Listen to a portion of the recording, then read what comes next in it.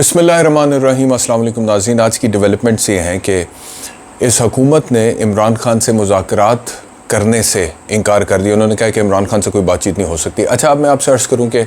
एक पाकिस्तानी की हैसियत से पिछले कुछ दिनों से जो हालात हैं, जो वाक़यात, जो मामलात हैं, उसको देखकर मैं अपने वीलॉग्स में अक्सर ये बात कर रहा हूँ कि किसी किस्म की रिकन्सिलिएशन होनी चाहिए ताकि मज़ीद जो कोई नुकसान खुदा न खास्ता हो सकता है मुल्क का, कौम का, रियासत का, सियासत का या दीगर जितने भी स्टेक होल्डर्स हैं उनका, या मिसाल के तौर पे पाकिस्तान की 22 करोड़ आवाम का, उसको किसी तरह से अवॉइड किया जाए और मामलात को बेहतरी की तरफ ले जाया जाए। एक आम पाकिस्तानी की हैसियत से मुझे तो ये ख्याल आ रहा है और मैं ये बात कर भी रहा हूँ, लेकिन वो लोग जो इस वक्त अहले इक़्तिदार हैं और वो 13 जमातों का भानमती का कुंभा जो इस वक्त हुकूमत बनाकर बैठा है कि जैसे वो जब आए थे इस दुनिया में तभी इक़्तिदार उनके साथ था, अभी 1 साल हुआ है इक़्तिदार में आए हुए, वो कहते हैं कि जी हम मुज़ाकरात करेंगे नहीं, बातचीत होगी नहीं। अच्छा, अब इसकी 2 डायमेंशंस हैं। मिसाल के तौर पे अगर तो वो ये कहते हैं कि 9 मई के जो वाक़यात हैं उसमें जो तोड़ फोड़ जलाओ घिराव हुआ है और फ़ौज की जो वो बात करते हैं उसके ऊपर हम मुज़ाकरात नहीं करेंगे, तो बिल्कुल अंडरस्टैंडेबल है। वो हम भी कहते हैं कि ना करें मुज़ाकरात उसके ऊपर, उस पर कानून के मुताबिक कार्रवाई करें और जो ज़िम्मेदारान हैं उनको आप अदालतों में लेके जाएँ। ये मैं पहले दिन से कह रहा हूँ। अच्छा, दूसरी बात आ जाए अब आप सियासत पे। अगर आप उसको बुनियाद बना के, 9 मई को बुनियाद बना के या उस वाक़े को बुनियाद बना के इस वक्त जो मुल्क के अंदर पोलराइजेशन और जो तकसीम और एक लॉलेसनेस और एक इनारकी जो है जिसकी वजह से तकरीबन हर पाकिस्तानी परेशान है, आप कहते हैं कि उस पर बात ही नहीं होनी चाहिए या मुज़ाकरात ही नहीं होने चाहिए, तो फिर मुझे बताएं कि आपकी क्या सोच है पाकिस्तान के बारे में। आप सिर्फ इतनी सोच है कि हुकूमत में हम बैठे हैं और हमारे पास इक़्तिदार है, ताकत है, कुर्सी है, प्रोटोकॉल है और उसको हम एंजॉय कर रहे हैं। इस वक्त आम पाकिस्तानी की ज़िंदगी में जो कुछ भी हो रहा है, उसके दिल पे जो भी गुजर रही है, जो इस वक्त मईशत का हाल है, उसको मद्देनज़र रखें तो आप देखें कि मैं आपको कई दफ़ा कह चुका हूँ कि आम आदमी ऐसे भी हैं जिनके घरों में इस वक्त रात को रोटी नहीं पक रही है, बच्चे भूखे सो रहे हैं। मईशत का ओवरऑल हाल देखें, डॉलर की कीमत किधर चली गई है, लेकिन उसके बावजूद और फिर पोलराइजेशन है, तकसीम है और जो सियासी अदम इस्तेहकाम है। PTI के ऊपर जिस तरह से एक बड़े पैमाने पर क्रैकडाउन हुआ है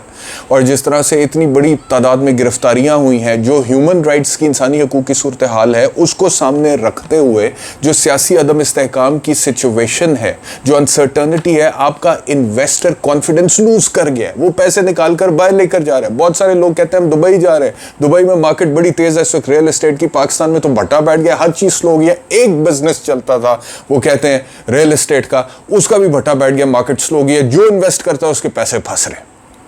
ये आम मैंने कारोबारी लोगों से आजकल में पिछले कुछ दिनों में सुना है कि पिछले PDM के दौरे हुकूमत के 1 साल में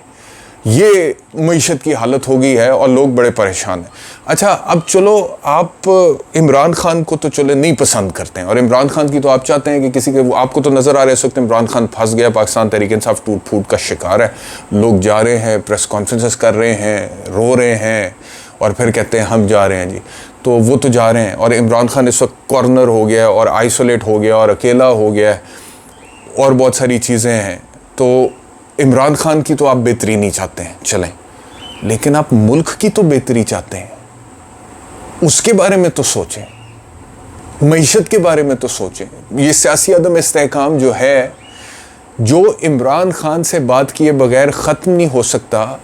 उसके बारे में तो सोचें। और इमरान खान से मैं क्यों कह रहा हूँ कि बात किए बगैर ख़त्म नहीं हो सकता, मैं इस वजह से कह रहा हूँ क्योंकि इमरान खान की फॉलोइंग है एक बहुत बड़ी पाकिस्तान में, ग्रास रूट लेवल पे, और ये बात फैक्ट है कि चाहे अभी पाकिस्तान तहरीक इंसाफ की जितनी भी टूट फूट हुई है और जितने भी लोग छोड़कर चले गए हैं PTI को और जितना भी इमरान खान इस वक्त आइसोलेटेड है, लेकिन उसके बावजूद ग्रास रूट लेवल पे इमरान खान के नज़रिए का वोट मौजूद है, वो एग्जिस्ट करता है और वो PDM की 13 जमातों का कुल मिला के अभी भी इतना नहीं है, इतने बुरे हालात के बावजूद जो मेरी असेसमेंट में इस वक्त भी इमरान खान का है। So you have to talk to Imran Khan, not for the sake of Imran Khan, but for the sake of Pakistan, for the sake of this country, for the sake of 22 crore people. तो ये बड़ी political immaturity लगी है मुझे, ये ख्वाजा साद रफ़ीक का statement है कि बात नहीं हो सकती। और मैं फिर क्लियर कर रहा हूँ कि अगर तो आप कहते हैं कि 9 मई के वाक़े के हवाले से बात नहीं हो सकती, बिल्कुल ना करें, अंडरस्टैंडेबल है, हर बंदा समझेगा आपके इस आर्गुमेंट। लेकिन अगर आप कहते हैं कि ओवरऑल ही बात नहीं हो सकती, सियासत के हवाले से, इलेक्शन के हवाले से, दीगर मामलात के हवाले से, और इमरान खान को इस वक्त बस मज़ा चखाना है क्योंकि वो मुश्किल में है, तो उसमें फिर आपके सियासी मफादात और आपकी सियासी खुदगर्जी का अमल दखल है, और वो पाकिस्तान के अवाम को नज़र आएगा और आप अपनी क्रेडिबिलिटी मज़ीद सियासी तौर पर ख़राब करेंगे। वक्ती तौर पे जब इंसान को वक्ती फ़ायदा मिल रहा होता है ना, तो वो लॉन्ग टर्म प्रॉब्लम ये है बनी है नौ इंसान की कि वो फिर लॉन्ग टर्म इतना ज़्यादा सोचता नहीं है। और ख़ास तौर पे हमारे जो पॉलिटिशियंस हैं, हमारे जो सियासतदान हैं, वो वैसे ही शॉर्ट टर्म गोल्स के ऊपर बहुत ही ज़्यादा फोकस करते हैं। लॉन्ग टर्म पॉलिसी, और वैसे भी इस मुल्क में हमें ओवरऑल एक कौम की हैसियत से ओवरऑल बीमारी है कि लॉन्ग टर्म तो हमने कभी सोचा ही नहीं। हम तो शॉर्ट टर्म अपने माइक्रो गोल्स के पीछे भागते हैं, बेनिफिट्स के पीछे, और अकॉर्डिंगली करते हैं। लेकिन बहरहाल फ़िलहाल ये हुकूमत का जो रद्द अमल है इमरान खान की मुज़ाकरात की ऑफ़र पे, वो सर्टनली डिसअपॉइंटिंग है, पाकिस्तान के लोगों के लिए डिसअपॉइंटिंग है। और अगर बात नहीं करेंगे तो मेरा ख़्याल में इसका मतलब ये है कि इस वक्त की जो सिचुएशन है, जो अनसर्टनिटी है, हर बंदा परेशान है। आप you just do not care. है तो है, रहे तो रहे, किसी को क्या फ़र्क पड़ता है, हमें क्या फ़र्क पड़ता है, हम तो इक़्तिदार में बैठे हैं। यही मैसेज दिया ना आपने, यही मैसेज दिया। बहरहाल आपकी मर्ज़ी है जी, आप कर सकते हैं अपनी मर्ज़ी, आप हुकूमत में बैठे हुए। दूसरा ये कि इमरान खान ने थोड़ी देर पहले एक टॉक की है, मीडिया टॉक की, और उसमें खान साहब ने कहा है जी कि वो जो दो बातें की उन्होंने। एक तो उन्होंने कहा कि जो हमारी ख़वातीन है पाकिस्तान तहरीक इंसाफ की, उनके साथ अच्छा सलूक नहीं हो रहा जेलों के अंदर। जो बातें इस वक्त पाकिस्तान तहरीक इंसाफ वाले कर रहे हैं, जो सोशल मीडिया पे मैं देख रहा हूँ बातें हो रही हैं, ख़ास तौर पे राना सनाउल्लाह की कल रात की प्रेस कॉन्फ्रेंस के बाद, I really pray and hope and I pray to God कि वो गलत हों, वो झूठी हों, और अल्लाह ना करे कि इस तरह की कोई बात हुई हो। लेकिन अगर खुदा ना खास्ता ऐसी कोई बात है तो मेरे ख्याल में ये मामला जो है ना, फिर ये इस नहज तक, वैसे तो इससे भी पहले मैं कहता हूँ कि जो कुछ हुआ वो नहीं होना चाहिए था, लेकिन अगर खुदा ना खास्ता है जो बातें इस वक्त PTI वाले कह रहे हैं कि हमारी ख़वातीन के साथ बदसलूकी हो रही है, कुछ जगहों से हमें ख़बरें आ रही हैं, रिपोर्ट्स आ रही हैं जेलों में, तो ये तो मामला जो है ना ये बहुत ख़राब हो जाएगा। अब यहाँ पे अगर इस चीज़ को भी मिसाल के तौर पे आप समझते हैं कि वो लोग जिनके साथ ज़्यादती हो गई वो भूल जाएंगे या ज़हन से निकाल देंगे, तो I do not think that will be possible for them. क्योंकि इंसान है, और इंसान के साथ जब इस तरह की कोई हरकत हो या इस तरह की कोई बात हो, तो मेरे ख्याल में वो फिर लोगों के जहन से नहीं निकलती है। तो I really hope and I really pray कि ऐसा कुछ ना हुआ हो, और ये सिर्फ अफवाहें हों और गलत हों, और एमी खौफ फैलाने के लिए इस तरह की बात हुई हो या इस तरह की चीज़ हुई हो। आई रियली होप कि इस तरह से कुछ ना हुआ। तो उन्होंने, इमरान खान साहब ने एक तो ये बात की है कि जो हमारी ख़वातीन को जेलों में डाला हुआ है उनको रिलीज़ किया जाए। सुप्रीम कोर्ट से अपील की अपनी अदलिया से, और उन्होंने कहा है कि अदलिया जो होती है, जुडिशरी जो होती है, they are the guardians and custodians of the constitution and the rule of law. तो उन्होंने कहा है कि एक तो ये कि उनसे अपील की है कि किसी किस्म की ये जितनी भी ख़वातीन है पाकिस्तान तहरीके इंसाफ की, उन्होंने कहा है कि इनको फ़ौरी तौर पे रिहा किया जाए, हमारी ख़वातीन को। और उन्होंने हवाला दिया है कि हम तो एक कौम की हैसियत से भी, और हमारा मज़हब भी हमें ये तलकीन करता है कि जी हम ख़वातीन की इज़्ज़त करें, तो हमें ख़वातीन की इज़्ज़त करनी चाहिए। एक तो उन्होंने ये डिमांड की है। दूसरा उन्होंने ये कहा है,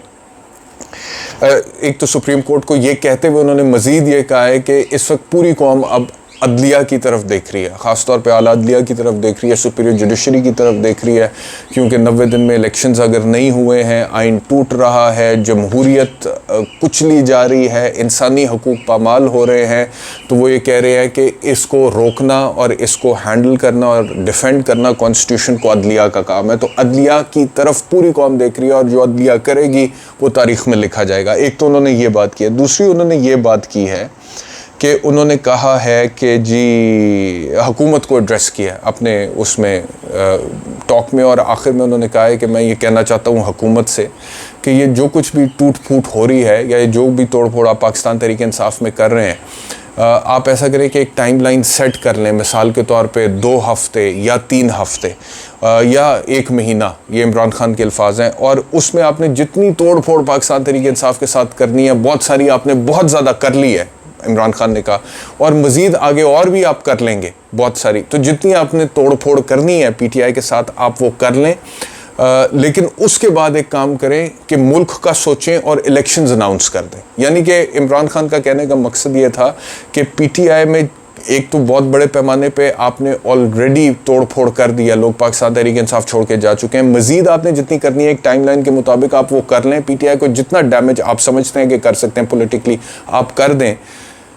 लेकिन फिर हुकूमत ये करे कि उसके बाद मुल्क का सोचे, मईशत का सोचे और इलेक्शंस अनाउंस कर दे, और फिर इलेक्शंस होंगे तो फिर कौम फैसला कर लेगी। पीटीआई को तो आपने नुकसान पहुंचा दिया होगा, जो पहुंचाना होगा तो वो तो आप पहुंचा चुके होंगे, अपनी तसल्ली कर लें, उनका मतलब ये था।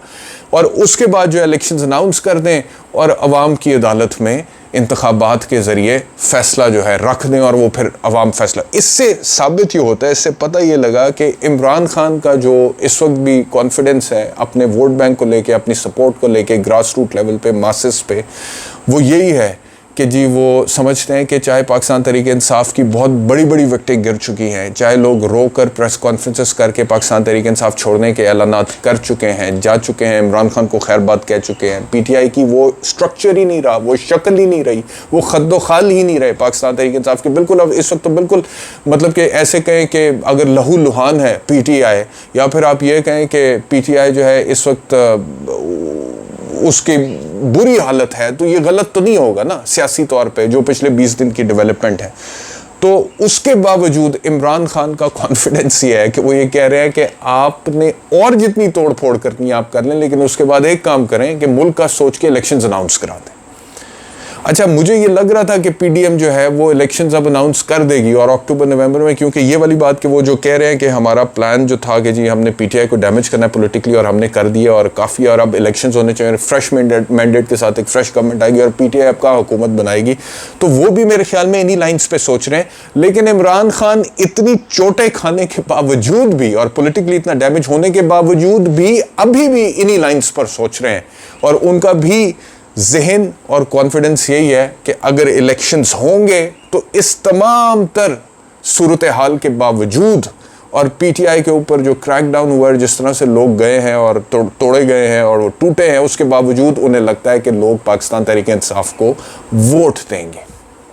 इस वजह से उन्होंने डिमांड की है कि इलेक्शंस करवा दें। तो और एक ख़बर ये भी है कि आज पीटीआई छोड़ कर जाने वालों में एक छीना ग्रुप भी है, जिसके कोई 19 टिकट होल्डर्स थे, 19 लोगों को इस ग्रुप के, छीना ग्रुप को टिकट्स मिले थे पाकिस्तान। तो लोग बड़ी बड़ी तादाद में पूरे ग्रुप्स की सूरत में अब तो पीटीआई छोड़ रहे हैं। इस हद तक डैमेज हो रहे हैं पीटीआई। लेकिन उसके बावजूद इमरान खान ये कह रहे हैं कि आप और भी जितना करना चाहते हैं कर लें, लेकिन उसके बाद इलेक्शंस करवा दें। तो बहरहाल आज की यही डेवलपमेंट्स हैं। अब कल जो इंशाल्लाह लेटेस्ट डेवलपमेंट्स होगी उसके साथ इंशाल्लाह आपके खिदमत में दोबारा हाजिर होंगे। अपना ख्याल रखिए। अल्लाह हाफ़िज़।